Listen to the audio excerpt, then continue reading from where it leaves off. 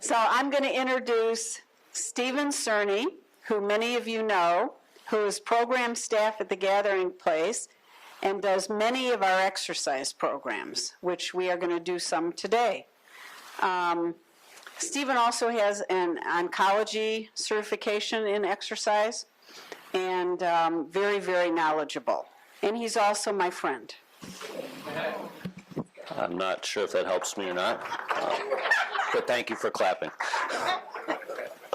So I get the pleasure of talking to you about something that most people commonly dislike or don't like to do, and that is exercise. So the first thing we're going to talk about is the role of exercise in cancer care.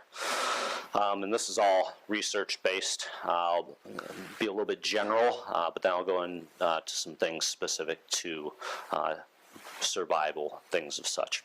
So looking at exercise as it relates to cancer care, it has been proven over time that it not only decreases the risk of that being you getting cancer in the first place, the progression of, so metastasis, or the recurrence of cancer.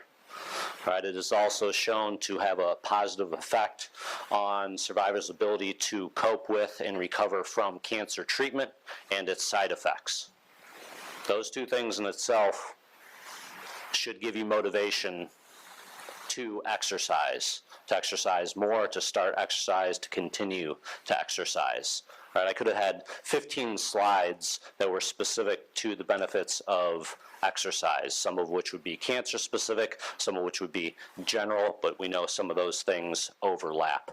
So in addition to those things about getting cancer, decreasing metastasis, being able to tolerate treatment, decrease the effects of side effects on the body. It's also shown to improve long-term overall survival to all morbidities, increase your quality of life, help with your sleep cycle, decrease things such as depression, anxiety, improve your bone strength, and it helps maintain your body composition, that being your muscle mass to your lean mass compared to your fat mass.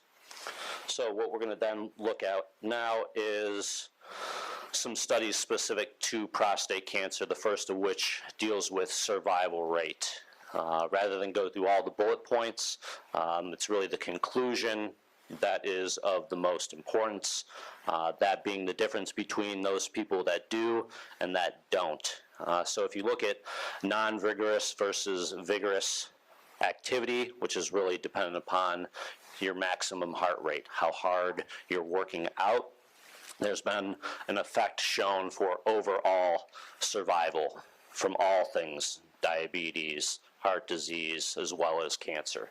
If you look specifically breaking it into vigorous and non-vigorous activity, those individuals that had 3+ hours of vigorous activity per week were 61% more likely to survive their cancer versus those that got less than an hour a week. So there's your motivation to increase the amount of exercise in your regime. Next, we're looking at treatment. How does exercise affect cancer treatment as it relates to prostate cancer? And it has you look specifically at ADT, androgen deprivation therapy, and the effects hormones have on the body. So not only is it shown to help with composition of the body, because we lose muscle mass as you suppress the hormones, is also shown to increase bone strength, affect your body mass index in a positive way, and also help with keeping of sexual function. So looking at exercise as a whole, there's really 4 main components of exercise, that being aerobic, cardiovascular, things that are going to get your heart to pump, and or respiration, your lungs. The next is resistance or strength exercises, whether it be body weight, using bands, which you'll have been given today and will use, or free weights. Next is flexibility, and lastly, which is generally the most important as one ages, regardless of the cancer diagnosis or not, it is balance. All right, so oftentimes I like to say about balance, you don't have to worry about your bones in terms of having osteopenia, osteoporosis if you never fall, okay? So looking at that and those four things, we then look at gathering place offerings. You'll see a wide array of offerings that span all of those classes, all right? Aerobic, strength, flexibility, balance. All right, if I talk about balance again, a lot of these classes that we do are specific to side effects. So although people, as they age, lose muscle naturally, some of you who have had chemo have neuropathy and a lack of feeling in the feet. All right, we look at balance from the standpoint of those things. All right, how to take that side effect and work with it. Okay, I can tell you that there is no known study that exercise can affect neuropathy in a positive way, but I ultimately can tell you if I can get you to stand up straighter, you're going to be less likely to fall. If I put you in positions where your body can recognize, all right, versus most people when they're in the position of falling, they don't react, all right? And so that's what you want to kind of look at here when you're looking at gathering place programs. How do they fit into what you're currently doing or not doing, what you're currently dealing with or going through? All right, so we have things that occur outside. Okay, we get you out in nature, we get you on hikes. Me and Stephanie will do programs where we'll take a hike and we'll also do a nutrition program. If you like something competitive, all right, you like to be on the water, we offer dragon boating. Okay, if you don't like to have something that's in a supervised, subscribed fashion, we also have an open gym that we offer. So you can come use our exercise facility on the east side when the time works for you within that time frame. We also have an orientation associated with that as well.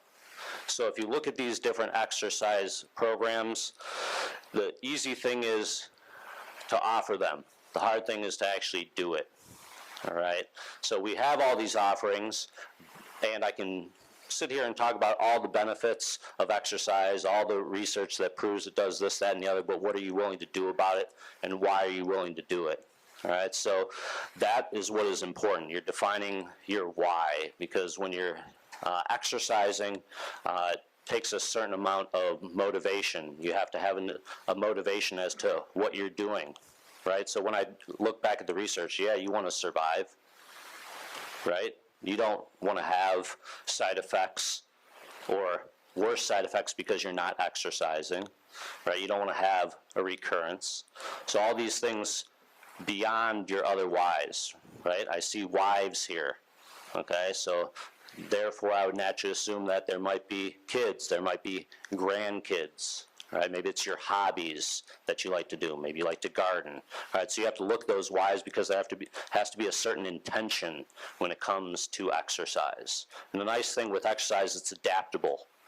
It doesn't matter if you're in a wheelchair. It doesn't matter if you're an Olympic athlete. You can make it harder. You can make it easier. All right, so there's no reason that any of these programs aren't appropriate for you. Okay, so whenever you're looking at gathering place exercise programs, we always do a screening, a health screening. We want to know what you're currently doing and what's currently going on with you, because we want to track those changes over time, and we want our facilitators to feel comfortable and you to feel comfortable that they know what your needs are, okay, what your limitations might be, because we know it's not just cancer. There's probably some knee replacements, there's some hip replacements, rotator cuff issues. Everyone can probably raise their hand for something. Okay, so that's what we're looking at, is just beyond the cancer. We're looking at a holistic approach, which is why, you'll hear from Stephanie next. So lastly, we are going to get you up and moving. All right, so we've given you some bands for you to take home. Okay. That being said, there's two different types of resistance there, all right? Generally, it's like a normal rubber band. The thicker it is, the harder it's going to be, They can also be combined and used together. So we're going to do some simple exercises today, get your heart rate up a little bit, get you stretched out, give you a little taste of some of the things that we do at the gathering place, okay? All right.